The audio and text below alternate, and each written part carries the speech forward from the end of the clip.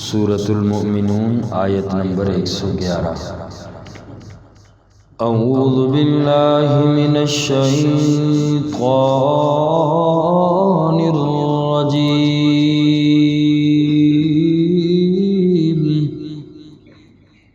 بسم اللہ الرحمن الرحیم۔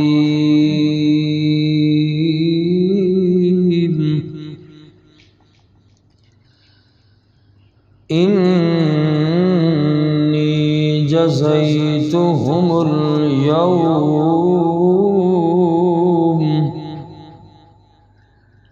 بے شک میں نے ان کو بدلہ دیا ہے آج کے دن، بما صبروا، اس وجہ سے کہ انہوں نے صبر کیا، انہم ہم الفائزون،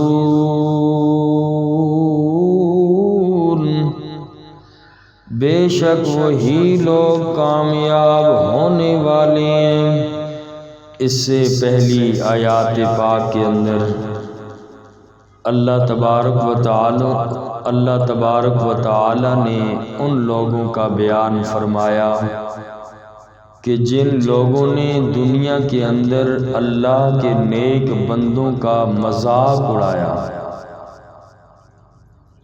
اور اللہ کریم انہیں فرمائیں گے اخسؤوا فیہا ولا تکلمون، جہنم میں ان لوگوں کو ڈالا جائے گا اور انہیں کتے کی طرح دھتکار دیا جائے گا۔ وہ کہیں گے اللہ اب ہمیں دوبارہ دنیا میں بھیج، اب ہم ایک منٹ بھی ضائع نہیں کریں گے، اللہ تیری عبادت ہی کریں گے۔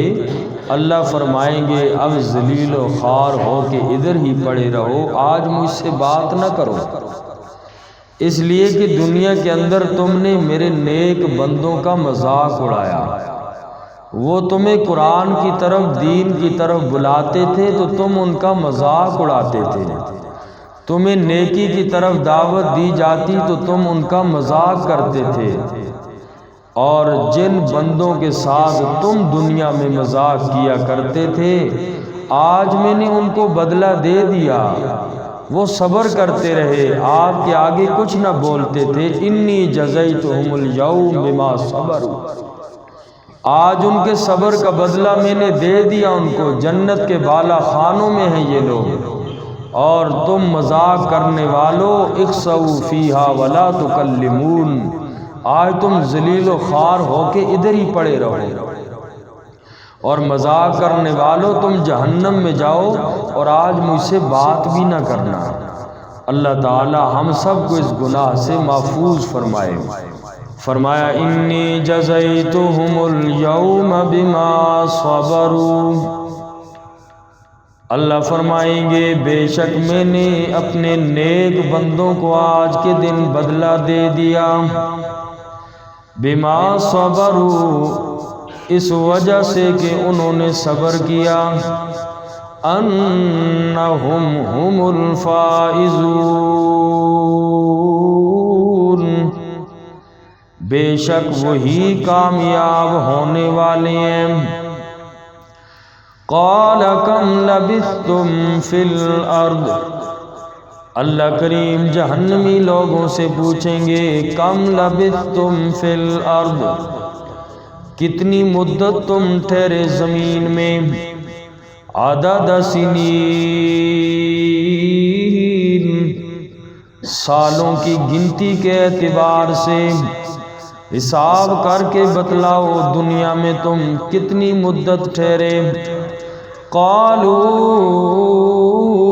لبثنا یوما او بعض یوم، وہ کہیں گے ہم تو ٹھہرے دنیا کے اندر ایک دن یا دن کا کچھ حصہ۔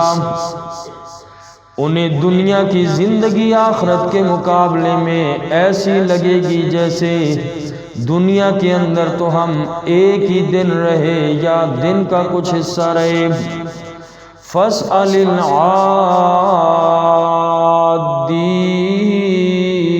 العادین، آپ پوچھ لیجئے گنتی والوں سے، یہ لوگ کہیں گے اللہ کریم آپ فرشتوں سے پوچھ لیجئے ہم کتنا عرصہ رہے۔ آخرت کے مقابلے میں دنیا کی کوئی بھی حیثیت نہیں، لیکن اس زندگی کی وجہ سے انسان آخرت کی ہمیشہ والی زندگی برباد کر دیتا ہے۔ قیامت والے دن کا لوگ یہی کہیں گے جو 60-70 سال کی زندگی گزاری، کہیں گے یہ تو پتہ ہی نہیں چلا، ایک دن بھی ہم دنیا میں نہیں رہے۔ تو اس زندگی کو، آخرت کی جو زندگی ہے، انسان کو آخرت کی زندگی بھولنی اور برباد نہیں کرنی چاہیے۔ آج ہمارا بھی یہی حال ہے، دنیا کی دوڑ دھوپ میں اتنا آگے نکل گئے، مادیت پرستی میں اتنا آگے نکل گئے کہ ہم لوگ اپنی آخرت کو بھول چکے ہیں۔ زبان سے تو ہم سب کہتے ہیں جی مرنا ہے مرنا ہے، لیکن مرنے والا کام کوئی نہیں کرتا، مرنے کی تیاری کوئی نہیں کرتا۔ وہی دھوکہ فراڈ ہے، وہی جھوٹ ہے، ہر گناہ کا کام جو ہے، گناہ کا بازار گرم ہے۔ تو دنیا کی دوڑ دھوپ میں ہم لوگ بھی اپنی آخرت کی زندگی کو بھول گئے۔ حدیث پاک میں نبی کریم صلی اللہ علیہ وسلم نے ارشاد فرمایا، اکثروا ذکر عادم اللذات، لذتوں کو توڑ دینے والی چیز موت کو کثرت سے یاد کیا کرو۔ جس انسان کو موت یاد رہتی ہے وہ اللہ سے حقیقی معنوں میں ڈرتا ہے، گناہوں سے بچتا ہے اور دھوکہ فراڈ ان چیزوں سے باز رہتا ہے۔ دوسرے انسان کا خیر خواہ ہوتا ہے جو انسان موت کو یاد کرتا ہے۔ اس لیے آقا علیہ السلام نے فرمایا، لذتوں کو توڑ دینے والی چیز، عیاشیوں کو توڑنے والی چیز یہ موت ہے، اور موت کو کثرت سے یاد کیا کرو۔ اس لیے کہ جس انسان کو اللہ کے سامنے کھڑے ہونے کا دن یاد ہوگا وہ ہر قدم پھونک پھونک کے گزارے گا۔ اس لیے فرمایا کہ انسان کو چاہیے کہ اپنی آخرت کی زندگی کو نہ بھولے، موت کو یاد کیا کرے۔ اور ایمان والے کی نشانی بھی یہی ہے، سمجھدار آدمی بھی وہی ہے، الکیس من دان نفسہ وعمل لما بعد الموت۔ آقا علیہ السلام نے فرمایا کہ میری امت کا سمجھدار آدمی وہی ہے کہ جو انسان اپنے نفس کا محاسبہ کرتا رہتا ہے اور موت کو یاد کرتا رہتا ہے۔ والعاجز من اتبع نفسہ ہواہ وتمنى علی اللہ، بے وقوف آدمی اپنی خواہشات نفس کے پیچھے چلتا ہے، جو دل نے کہا وہی کرتا ہے۔ وتمنى علی اللہ، اللہ پہ امیدیں لگائے رکھتا ہے، گناہ پہ گناہ کرتے جاتا ہے، معافی نہیں مانگتا، رکتا نہیں گناہ سے، کہتا جی اللہ معاف کرنے والا ہے، یوں اللہ پہ امیدیں باندھتا رہتا ہے۔ آقا علیہ السلام نے فرمایا کہ یہ میری امت کا بے وقوف آدمی ہے۔ اللہ تعالی ہم سب کو آخرت کی حقیقی معنوں میں تیاری کی توفیق نصیب فرمائے۔ فرمایا قال ان لبثتم الا قلیلا، اللہ کریم فرمائیں گے نہیں ٹھہرے تم مگر بہت ہی تھوڑا عرصہ، دن یا آدھا دن نہیں، بلکہ فرمائیں گے کوئی سال تم رہے مگر تمہیں آج وہ عرصہ بہت تھوڑا لگ رہا ہے۔ لو انکم کنتم تعلمون، کاش کہ تم جان لیتے کہ دنیا فانی ہے، کاش کہ تمہیں دنیا ہی کے اندر معلوم ہو جاتا۔ آج تم افسوس تو بڑا کرو گے لیکن فائدہ کچھ بھی نہیں ہے۔ افحسبتم انما خلقناکم عبثا، کیا تم خیال کرتے ہو کہ بے شک ہم نے تمہیں بیکار پیدا کیا؟ وَأَنَّكُمْ إِلَيْنَا لَا تُرْجَعُونَ، اور بے شک تم ہماری طرف نہیں لٹائے جاؤ گے۔ فرمایا کہ کیا تم لوگوں نے خیال کر لیا ہے کہ تم بے مقصد ہی پیدا کیے گئے؟ تمہیں ہمارے پاس واپس آ کر اپنے ایک ایک عمل کا حساب نہیں دینا؟ اس کے مخاطبین وہی جہنمی لوگ ہوں گے جو جہنم میں پڑے ہوں گے۔ ان سے کہا جائے گا کیا تم نے دنیا کو ویسے ہی سمجھ لیا تھا کہ ہم تو ویسے ہی بیکار پیدا کیے گئے، ہمارا آنے کا کوئی مقصد نہیں؟ اور کیا اللہ کے سامنے تمہاری حاضری نہیں؟ اور مفسرین نے لکھا کہ ہر پڑھنے والا اس آیت پاک کو سننے والا اس سے پوچھا جائے گا کیا تم نے دنیا ویسے ہی گزار کے آگے؟ اور فرمایا کہ تم انما خلقناکم عبثا، اپنی زندگی کو بیکار سمجھا، تمہاری پیدائش کو؟ ذی شعور آدمی جو ہوگا پکار اٹھتا ہے دنیا میں ہی کہتا ہے ربنا ما خلقت ھذا باطلا، اللہ تو نے تو کسی بھی چیز کو بے مقصد نہیں بنایا۔ اللہ ہر چیز کا ایک مقصد ہے، چاہے ہم حکمت جانیں یا نہ جانیں، اللہ ضرور جانتے ہیں۔ اس لیے فرمایا انسان کی زندگی کا کوئی مقصد ہے، انسان کو چاہیے کس لیے پیدا کیا۔ اللہ فرماتے ہیں کہ ہم نے خلق الموت والحیات لیبلوکم ایکم احسن عملا، یہ موت اور حیات اسی لیے پیدا کی تاکہ میں دیکھ لوں کہ تم میں کون اچھے اعمال کرتا ہے، کون بندہ اچھے عمل کر کے میرے پاس آتا ہے۔ اور فرمایا کہ وما خلقت الجن والانس الا لیعبدون، انسان اور جنات کی پیدائش کا مقصد بندگی ہے، اللہ کی بندگی ہے۔ اللہ نے جو حکم دیا اس کو ماننا ہے، چاہے وہ حقوق اللہ سے ہو چاہے وہ حقوق العباد سے ہو، یہ انسان کی زندگی کا مقصد ہے۔ اور انسان دنیا میں آزمائش ہے، امتحان دے رہا ہے، اور اس کا نتیجہ کل قیامت کے دن نکلنے والا ہے۔ فرمایا فتعالی اللہ الملک الحق، پس بلند ہے اللہ کی ذات جو سچا بادشاہ ہے، لا